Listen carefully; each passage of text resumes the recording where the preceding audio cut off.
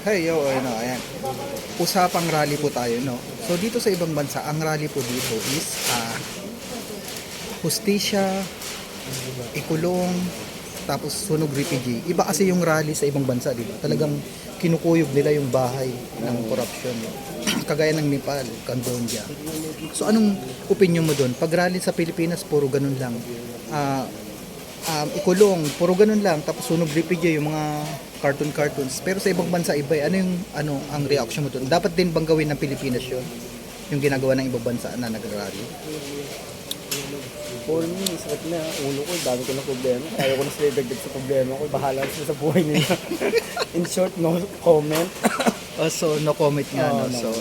So ayon sa iba is no comment. So sa iba is kasi pag dito sa Pilipinas, ang rally dito is yung panagutin, hustisya, puro ganun lang yan sa placard. Tapos magsusunog ng refugee, puro ganun lang. Pero pag sa ibang bansa, kagaya sa Nepal, talagang nilulusob nila yung mansyon ng corruption na tao.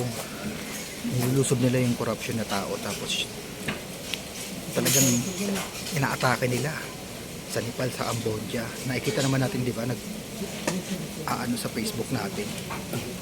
So siguro maganda rin siguro yung ganun, no? Lusubin din mismo yung tao na corrupt, nangungurakot.